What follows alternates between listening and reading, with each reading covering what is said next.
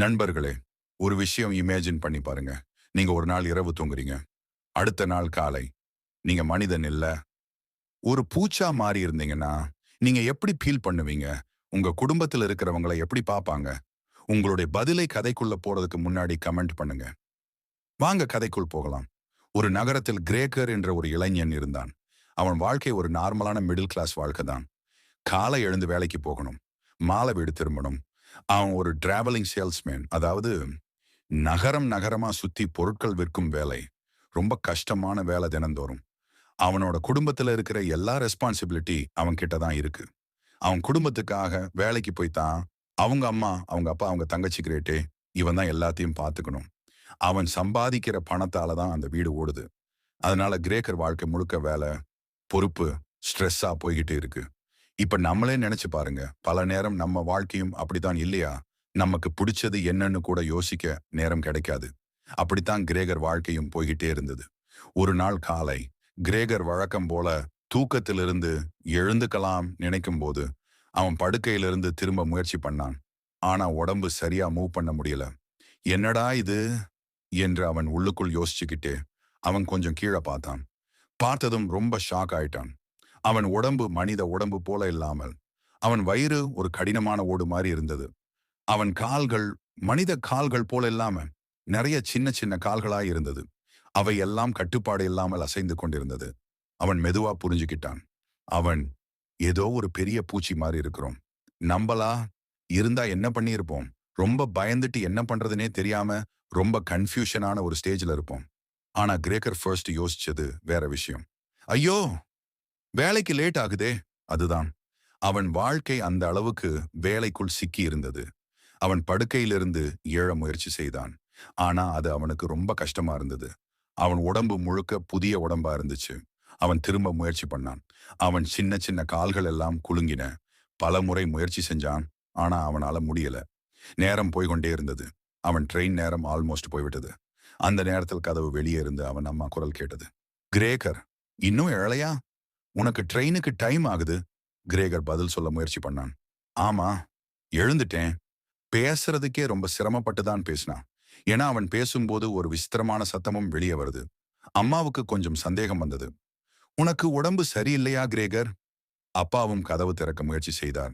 அவன் தங்கை கிரேட்டும் வந்தாள். அண்ணா, கதவு திற. கிரேக்கர் எப்பொழுதும் கதவை சாத்திட்டு தூங்குற பழக்கம் இருந்ததுனால அவனால திறக்க முடியல. அவன் அந்த உடம்போட கதவு வரை போகவே கஷ்டப்பட்டான். இதற்குள்ள இன்னொரு விஷயம் நடந்தது. கிரேக்கர் வேலைக்கு போகவில்லை. அதனால் அவன் ஆபீஸ்ல இருந்து மேலாளர் நேராக வீட்டுக்கு வந்தார். அவர் கதவு வெளியே நின்று பேச ஆரம்பித்தார். மிஸ்டர் கிரேகர், இது சரியில்லை. நீங்க இப்படி வேலைக்கு வராம இருக்க முடியாது. கிரேகர் உள்ளே பேனிக்கா இருக்கான். அவன் கதவு திறக்க முயற்சி பண்ணான். மிகவும் கஷ்டப்பட்டு கடைசியில அவன் வாயால கீயை திருப்ப ஆரம்பிச்சான். சில நிமிஷங்கள் கழித்து கதவு மெதுவா திறந்தது. கதவு திறந்த அந்த நொடியில அந்த வீட்டுல இருந்த எல்லாரும் உறைஞ்சு போயிட்டாங்க. ஏன்னா அவங்கள் முன்னால் நின்றது அவங்கள் மகன் இல்லை, ஒரு பெரிய கரப்பான் பூச்சி. அம்மா ஆல்மோஸ்ட் மயங்கிட்டாங்க. மேலாளர் பயந்து பின்னாடி போய் ஓடி போனாரு. அப்பா, அவர் முகத்தில் ஒருவித பயம் கலந்த கோபம் தான் இருந்தது. அவர் ஒரு குச்சி எடுத்து கிரேகரை மீண்டும் அறைக்குள் தள்ள ஆரம்பிச்சாரு. அந்த நொடியில கிரேகர் ஒரு விஷயம் புரிஞ்சுக்கிட்டான்.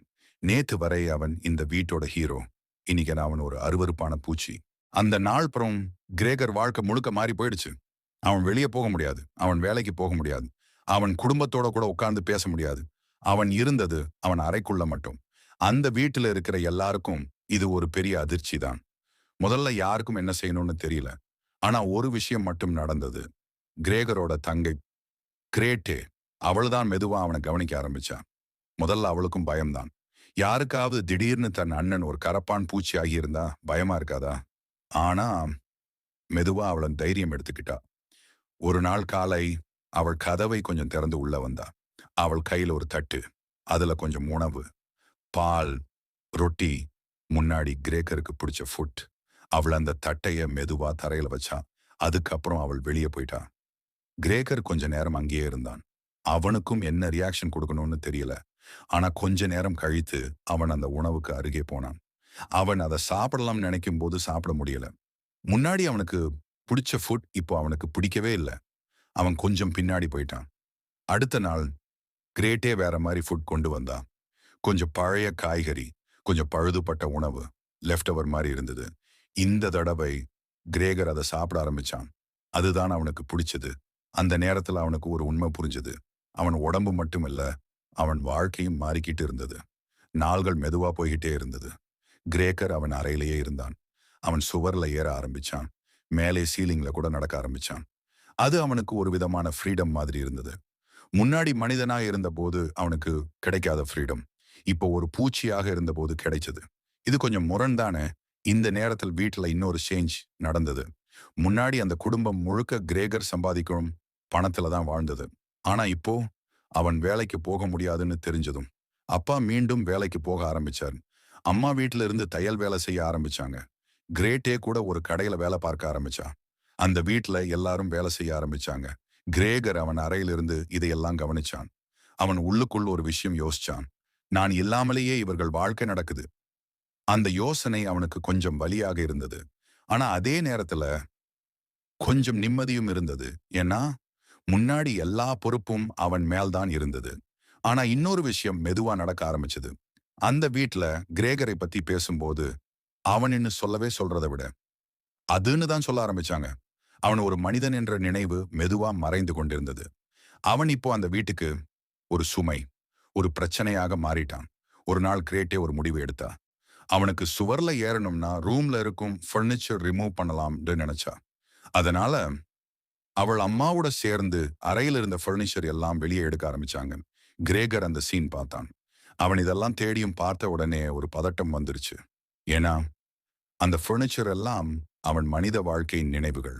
அவன் மேசை, அவன் படம், அவன் சைல்ட்ஹுட் மெமரிஸ். அவைகளை எடுத்துட்டா அவன் முழுக்க ஒரு பூச்சி ஆகிடுவானோன்னு அவனுக்கு பயம். அதனால அவனுக்கு ரொம்ப பிடிச்ச ஒரு ஃப்ரேம் மேல் ஏறி ஒட்டிக்கிட்டான். அந்த ஃப்ரேம்ல ஒரு பெண்ணின் படம் இருந்தது. அதை யாரும் எடுத்துடக்கூடாது என்று அவன் அதை காப்பாற்ற முயற்சி பண்ணான். அந்த நேரத்துல அவன் அம்மா அவனை பார்த்தாங்க. ஒரு பெரிய கரப்பான் பூச்சி சுவரில் ஒட்டிக்கிட்டு இருப்பதை பார்த்ததும் அம்மா அதிர்ச்சியில் கத்திட்டாங்க. அவங்கள ஆல்மோஸ்ட் மயங்கிட்டாங்க. கிரேட்டே பயந்து ஓடினா.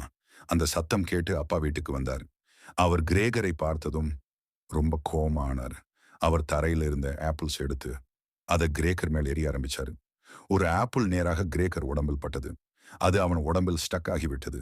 அந்த காயம் அவன் வாழ்க்கையை முழுக்க மாட்டப் போகுது. அந்த நாளுக்கு பிறகு கிரேக்கர் இன்னும் பலவீனமா ஆக ஆரம்பிச்சான். அவன் காயம் சரியாகவில்லை. அவன் மெதுவா சாப்பிடவே முடியாமல் போனான்.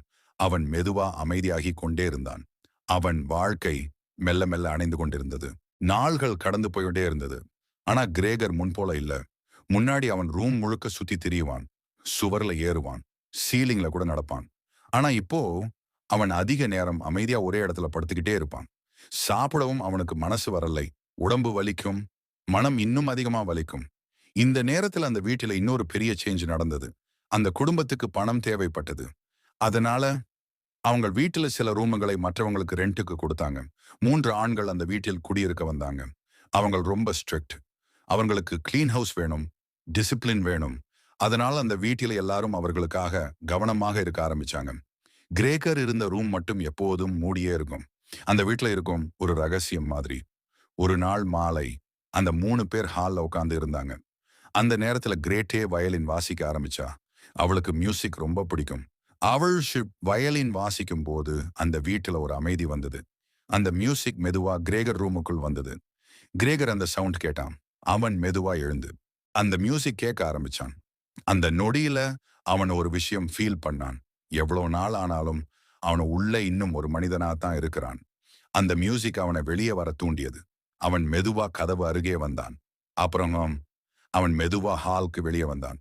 அங்க இருந்த 3 பேரும் அந்த பெரிய கரப்பான் பூச்சியை பார்த்ததும் ஷாக். அவர்கள் உடனே எழுந்து நின்னாங்க. இது என்ன? இந்த வீட்டுல பூச்சி இருக்கா? அவர்கள் கோபத்தோடு சொன்னாங்க. இந்த வீட்டுல இப்படி ஒரு விஷயம் இருந்தா நாங்க இங்க இருக்க முடியாது. அந்த வீட்டுல எல்லோரும் டென்ஷன் ஆயிட்டாங்க. அப்பா அம்மா எல்லாரும் பேனிக். அந்த நேரத்துல கிரேட்டே திடீர்னு பேச ஆரம்பிச்சா. அவள் குரலில் கோபமும் சோர்வும் இருந்தது. நாம இப்படி வாழ முடியாது. இந்த பூச்சி நம்ம அண்ணன் இல்ல. நம்ம அண்ணன் இருந்திருந்தா இப்படி நம்மை கஷ்டப்பட வைப்பானா? அவன் உடல் அளவிலும் மனதளவிலும் ரொம்ப உடைஞ்சு போயிருந்தான். அந்த இரவு அமைதியா யாருக்கும் தெரியாம கிரேக்கர் இறந்தான். அடுத்த நாள் காலை வீட்டை சுத்தம் செய்ய வந்த வேலைக்காரி கிரேகர் ரூம் திறந்தா. அவளை உள்ள பார்த்ததும் சொன்னா, அந்த பூச்சி இறந்துருச்சு. அந்த வீட்ல இருந்த எல்லாரும் அந்த ரூமுக்கு வந்தாங்க. அவங்க பார்த்தாங்க. கிரேகர் அங்கே அமைதியா இறந்து போய் கிடந்தான். அந்த நொடியில அவங்களுக்கு ஒரு விதமான ரிலீஃப் வந்தது. ஒரு சுமை போயிட்ட மாதிரி. அந்த நாளில் அவங்க எல்லாரும் வெளியே போனாங்க. நீண்ட நாட்களுக்கு பிறகு அவங்க ஃபர்ஸ்ட் டைம் அமைதியா நடந்தாங்க. அவங்க பாக்கல உட்காந்து பேச ஆரம்பிச்சாங்க. அப்பா சொன்னாரு, இப்ப நம்ம வாழ்க்கைய புதுசா ஆரம்பிக்கலாம். அம்மா தலையாட்டினாங்க. அவங்க கிரேட்டேவ பார்த்தாங்க. அவள் இப்போ பெரியவளாகி இருந்தாள். அவள் வாழ்க்கை இனிமேதான் ஆரம்பிக்க போகுது. அந்த குடும்பம் மெதுவா ஒரு புதிய வாழ்க்கையை பற்றி யோசிக்க ஆரம்பிச்சது. இந்த கதையை கேட்கும்போது நமக்கு ஒரு கேள்வி தோன்றும் நண்பர்களே. ஒரு மனிதன் மதிப்பு என்ன? அவன் மனிதன் என்பதாலா? அல்லது அவன் பயனுள்ளதாக இருக்கிறதாலா? கிரேகர் வாழ்ந்த காலத்துல அவன் குடும்பத்துக்கு மிகவும் தேவையானவன். ஆனா அவன் அந்த பயனை கொடுக்க முடியாத நேரத்துல அவன் மெதுவா மறந்து போனான். அதுதான் இந்த கதையின் மிகவும் கஷ்டமான உண்மை.